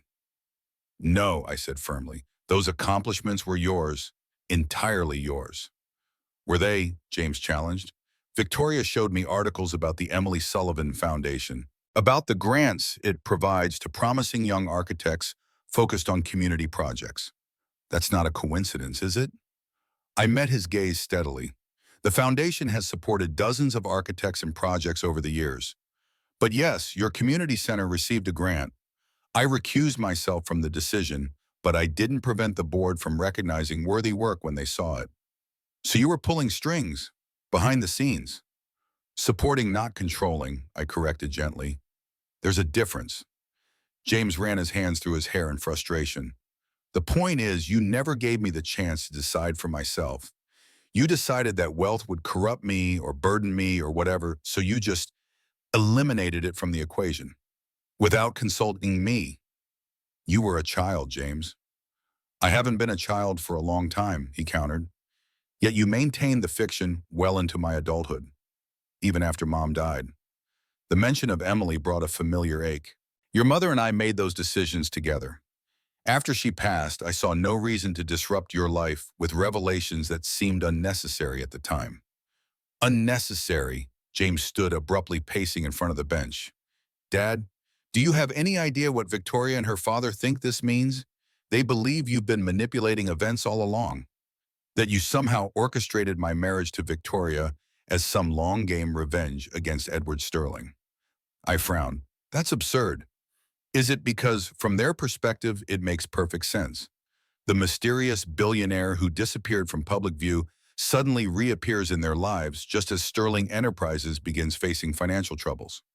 I had nothing to do with their financial problems," I stated firmly. "Edward created those himself with over-leveraged expansions and misrepresented environmental issues." James stopped pacing. "How do you know about the environmental issues?" I hesitated, realizing I'd revealed more knowledge than I should have. "I did some research after you mentioned the Westlake Heights project." "Research," he repeated skeptically, "the kind that only a man with your connections and resources could do." "James, no, stop." He held up his hand. "I don't even know who I'm talking to anymore. Not the father I thought I knew. Not the modest insurance executive who taught me about integrity and hard work." He laughed bitterly. "The irony is, you were right about the Westlake project being trouble. Victoria just called me. Reed's article is running tomorrow, and the SEC has launched a formal investigation into Sterling Enterprises." This was moving faster than I'd anticipated. "What does Victoria want you to do?" "Publicly stand by her father. Use my reputation for environmental design to reassure investors about the Westlake remediation plans." He shook his head. "She doesn't seem to understand that lending my name to a project with serious, undisclosed issues would destroy my professional credibility." And what do you want to do? James sat back down heavily. I don't know. I'm angry at you for the lifetime of deception. I'm angry at Victoria and Edward for trying to manipulate me into supporting a project they knew was compromised. And now there's a child involved. His voice trailed off. I feel trapped from all sides. I wanted to place my hand on his shoulder, but sensed he would reject the gesture. Instead, I spoke quietly. Whatever you decide, I'll support you. But may I offer one perspective? He nodded slightly. The circumstances of your child's conception and the complications of our family situation don't change one fundamental truth. You will be a father. That role transcends all the noise currently surrounding it. Something in James' expression softened slightly. You're right about that, at least. Whatever happens with Victoria, with Sterling Enterprises, with our relationship, I will be present for my child. I know you will, I said. It's who you are. We sat in silence for several minutes watching the water.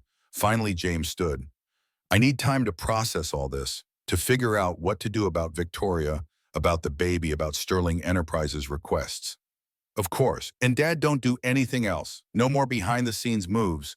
No more secret research. No more supporting without controlling. Just let me handle this my way. I nodded. I promise. As I watched him walk away, I wondered if it was a promise I could keep. The next morning, Maxwell Reed's article ran in the journal's business section. Sterling Enterprises facing liquidity crisis. Investors misled about environmental contamination in flagship development. And the piece was methodically researched and damning in its specificity, citing internal documents and whistleblower testimonies that detailed a systematic effort to downplay remediation costs and overstate projected returns. Sterling Enterprises stock dropped 27% before noon. I had just finished reading the online version when my phone rang. Michael. Robert, things are moving quickly. Sterling's board has called another emergency meeting. Rumors of a no-confidence vote against Edward. What about the SEC investigation? Gaining momentum. They've subpoenaed documents related to the Westlake Heights environmental assessments and investor communications. Michael paused. There's something else. Summit might be positioned to acquire Sterling's assets if this continues downhill. This caught me by surprise. Summit, I haven't been involved with them for years. The current leadership team has been watching the situation. They see an opportunity to acquire Sterling's development portfolio at a significant discount if the company faces forced liquidation. The irony wasn't lost on me. Summit Investments, the company I had built and walked away from, poised to complete the acquisition of Sterling Enterprises that I had begun 15 years earlier. Keep me informed, I said, but I'm not getting involved. I promised James. Understood. Oh, and Robert, Detective Reyes has been asking questions about you around the industry. Subtle but persistent. After hanging up, I sat on my balcony watching the city go about its business, oblivious to the financial drama unfolding in boardrooms and regulatory offices. My phone buzzed with a text from Victoria. This is your doing. My father's reputation is being destroyed. Are you satisfied now? I didn't respond. There was nothing I could say that wouldn't escalate the situation. Later that afternoon, James called. Have you seen the news? He asked without greeting. Yes. Victoria's father has been asked to step down as CEO. The board is bringing in crisis management. His voice was tight. She's devastated. Blames you entirely. I understand why she feels that way, I said carefully. But I had nothing to do with Reed's article or the SEC investigation. Maybe not directly, James conceded. But Edward Sterling was right about one thing: none of this started happening until you appeared in their lives. The timing is difficult to dismiss as coincidence. I sighed. James Edward has been making risky financial decisions for years. The Westlake Heights development was particularly over-leveraged with significant undisclosed environmental issues. That would have come to light eventually regardless of my presence. Maybe. He didn't sound convinced. Victoria wants me to make a public statement supporting her father, saying I've reviewed the environmental plans and believe the remediation approach is sound. Have you reviewed them? Not fully. They've only shown me selective information. He hesitated. What would you do? I chose my words carefully. I wouldn't stake my professional reputation on incomplete information, regardless of the personal connections involved. James was quiet for a moment. That's what I thought too. But if I don't support them, Victoria says she'll move back to her parents' home. She says I'm choosing sides against my own child's family. She's upset and afraid, I pointed out. People make extreme statements in those conditions. This isn't just about Victoria being upset. It's about what kind of family we're going to be, what kind of father I'm going to be. His voice hardened slightly. Something you might want to reflect on yourself. The barb found its mark, but I didn't react to it. Whatever you decide, I'm here for you. Because it feels like you've been playing some long game that I'm only now beginning to understand? He sighed heavily. I have to go. Victoria's waiting for my decision. 3 days passed without word from James. The financial press continued their feeding frenzy on Sterling Enterprises, with new revelations emerging daily about questionable accounting practices and overstated asset valuations. Edward Sterling had been officially removed as CEO, with the board appointing an interim leader from outside the family. I maintained my distance, resisting the urge to call Michael for updates or to reach out to James. I had promised not to intervene, and I intended to keep that promise. On the 4th day, my doorbell rang unexpectedly. I opened it to find Victoria standing there, her expression a complex mixture of anger and desperation. She looked exhausted, the polished facade cracked by stress. May I come in? She asked stiffly. I stepped aside, gesturing her into my modest living room. She looked around with barely disguised disdain, as if the simplicity of my apartment confirmed some theory about my character. James doesn't know I'm here, she said, remaining standing. He wouldn't approve. I assumed as much, I replied calmly. Can I offer you something to drink? Water, tea. This isn't a social call, Victoria snapped. I'm here because you've systematically destroyed my family and I want to know why. I sat down, motioning for her to do the same. After a moment's hesitation, she perched on the edge of an armchair. Victoria, I understand you're upset. Upset, she interrupted. My father has lost the company he spent his life building. Our family name is being dragged through the financial press. The SEC is investigating potential fraud charges. And my husband, your son, refuses to publicly support us. Her voice rose. So yes, upset doesn't quite cover it. I had nothing to do with the SEC investigation or Maxwell Reed's article, I said firmly. She laughed bitterly. Of course you'd say that. The invisible man who pulls strings from the shadows without leaving fingerprints. She leaned forward. I've done my research on you, Robert Sullivan. The ruthless acquirer who built Summit Investments into a corporate raider, then mysteriously disappeared from public view after your wife died. Is that what Edward told you? It's what the record shows, she countered. You acquired my grandfather's company, stripped it for parts, then returned a hollow shell to my father with oppressive shareholder oversight. I sighed. That's not what happened. Your grandfather over-leveraged Sterling Enterprises with risky investments. The company was weeks from bankruptcy when Summit stepped in. We stabilized the finances, restructured the management, and eventually returned control to your father when the company was again profitable. And now history repeats itself, Victoria said coldly. Just as Sterling was regaining its former prominence, you appear to destroy it again. Victoria, your father's current troubles are of his own making. The environmental issues at Westlake Heights were real and significantly underreported to investors. That's not my doing. But the timing is awfully convenient, isn't it? She pressed. The whistleblower, the SEC investigation, all of it happening right as James refuses the position with Sterling. I met her gaze steadily. Sometimes correlation isn't causation. She studied me for a long moment. What do you want to complete the destruction of Sterling Enterprises? To punish my father for some perceived slight from 15 years ago? To control James's life from the shadows? I want my son to be happy, I said simply, to make his own choices based on his own values.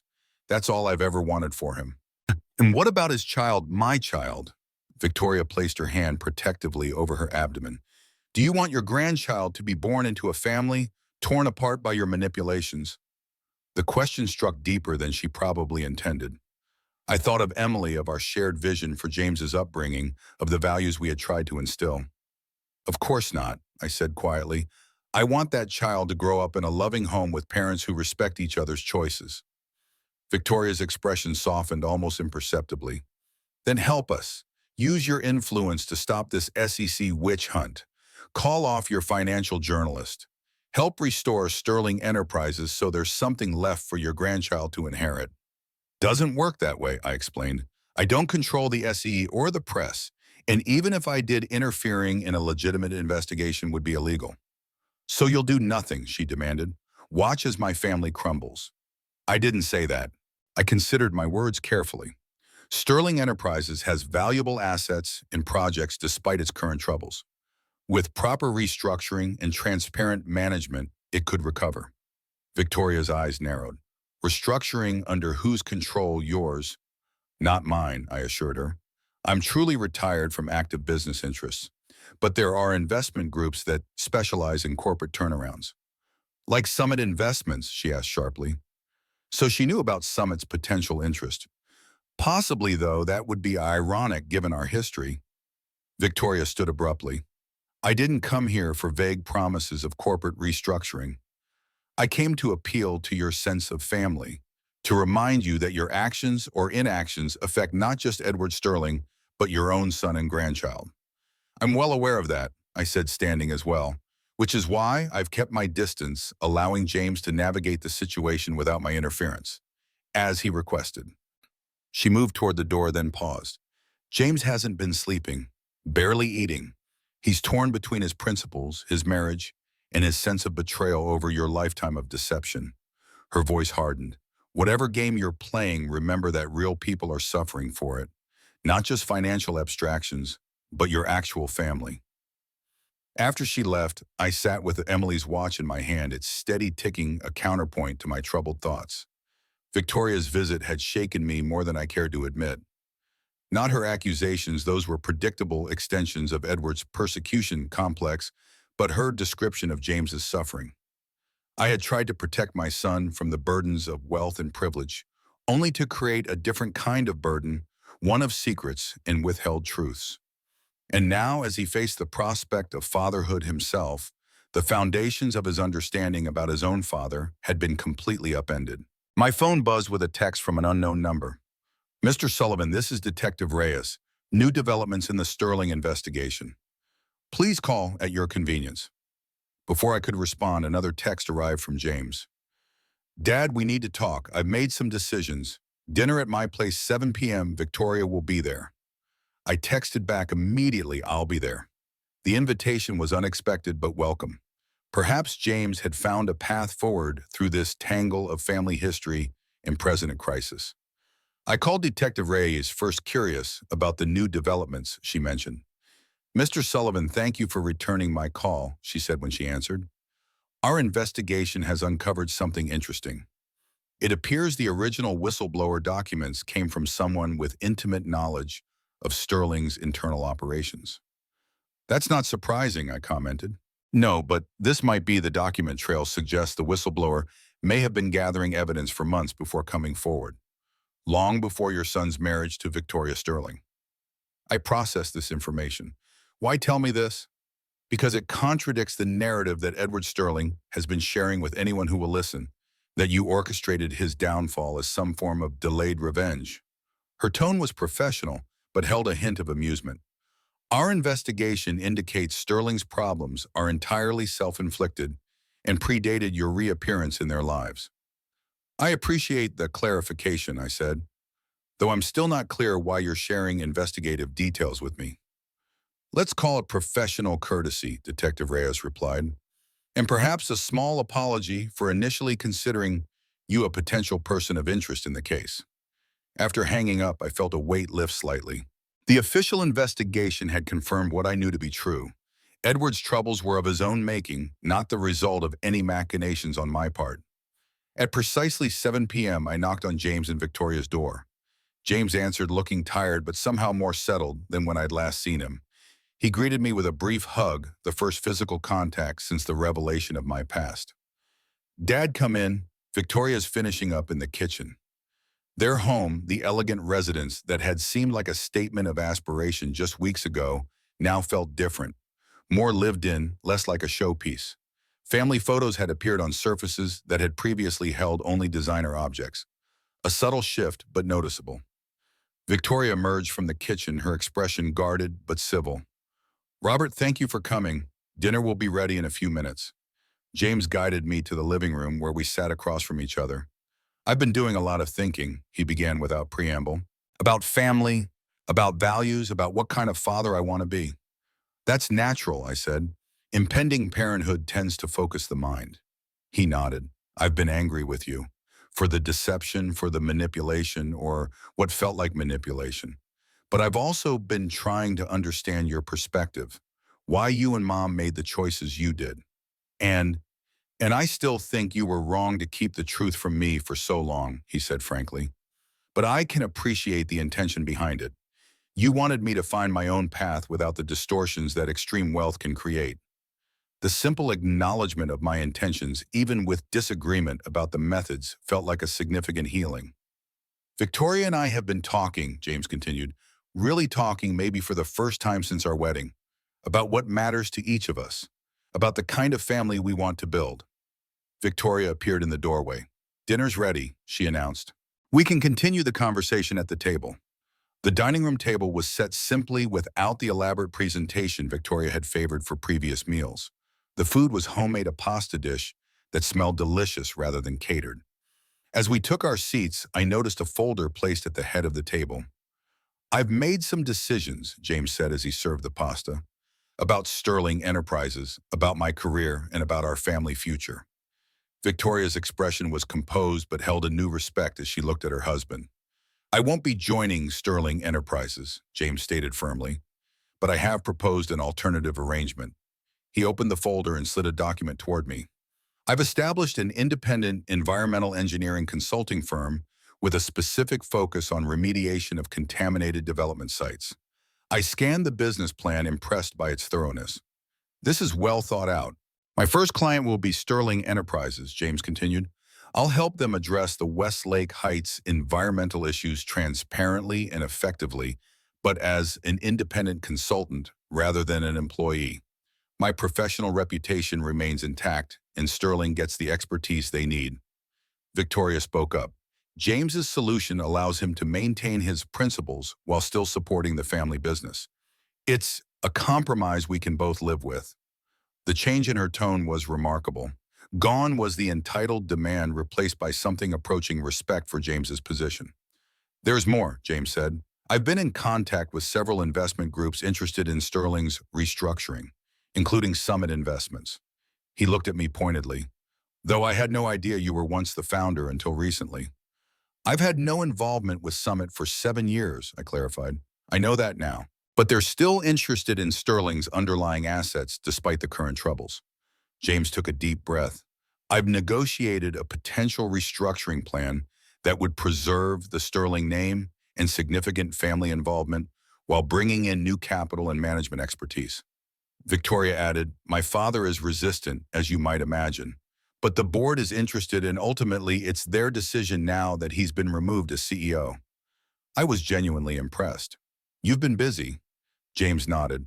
I've also had several conversations with the Emily Sullivan Foundation's board, specifically about their grant-making process and oversight. His eyes met mine. They spoke highly of your initial vision, but made it clear that you've maintained appropriate distance from specific funding decisions. This seemed to be an acknowledgement that perhaps I hadn't been manipulating his career as much as he had feared. And finally, James said, reaching for Victoria's hand, we've decided to raise our child with full knowledge of both family histories, the Sterlings and the Sullivans. No secrets, no manipulations, just truth presented in age-appropriate ways. Victoria squeezed his hand. We want our child to understand where they come from, but to make their own choices about where they're going. The echo of Emily's and my original parenting philosophy wasn't lost on me, though their implementation would clearly be different. That sounds wise, I said simply. We have one request, James added. We'd like you to establish a trust for the baby, not an enormous one that removes all incentive for achievement, but enough to ensure educational opportunities and a modest foundation for the future. I raised an eyebrow. You're asking me to provide inheritance wealth after your concerns about my hiding my assets from you. The difference, James explained, is transparency and choice. Our child will know about the trust from an appropriate age. They'll understand its origins and limitations. And ultimately, when they're mature enough, they'll choose how to use it. The elegant solution struck me as quintessentially James' thoughtful, balanced, principled, yet practical. I would be honored, I said sincerely. The rest of dinner passed with a gradually warming atmosphere. Victoria described her plans for the nursery. James shared his vision for his new consulting firm. I offered connections and insights where appropriate, careful not to overstep. As the evening wound down, James walked me to the door while Victoria cleared the table. I'm still processing everything that's happened, he admitted quietly. Still reconciling the father I thought I knew with the man you actually are. It will take time. I understand, I said, and I'm sorry for the pain my choices caused you, regardless of the intentions behind them. He nodded. One thing I've realized through all this, the principles you taught me were real, even if the context wasn't what I thought. The importance of creating value, not just accumulating wealth, the responsibility to use whatever resources you have thoughtfully. Those lessons shaped me, and they'll shape how I parent. Your mother would be proud of the man you have become, I said, feeling a tightness in my throat. As am I. There's something else, James added. If it's a boy, we're thinking of naming him Robert. Victoria suggested it, actually. The simple statement conveyed more healing than 1,000 conversations could have achieved. 6 months later, I stood in a hospital room looking down at my newborn grandson, Robert James Sullivan, 8 pounds, 3 ounces, with his father's thoughtful eyes and his mother's determined chin. Victoria watched from the bed, exhausted but radiant. James stood beside me, his face a portrait of wonder and terror that every new father throughout history would recognize. "Want to hold him, Grandpa?" James asked. As I cradled the tiny bundle, feeling the solidity and promise of new life, I thought about cycles and beginnings, about mistakes and redemptions, about the weight of the past and the potential of the future. Sterling Enterprises had emerged from its crisis restructured under new leadership, with Summit Investments as a significant but not controlling shareholder. Edward Sterling had reluctantly accepted a ceremonial chairman emeritus position, his practical influence curtailed, but his dignity somewhat preserved. James's environmental consulting firm had rapidly established a sterling reputation for integrity and expertise, and Victoria, somewhat to everyone's surprise, had revealed genuine business acumen as she took on a reconfigured role in the family company. The Emily Sullivan Foundation continued its work now, with increased transparency about its founder's background. I had finally stepped out of the shadows, acknowledging my past without being defined by it. In my pocket, Emily's watch ticked steadily, marking the moments of this new chapter. Time reveals true value.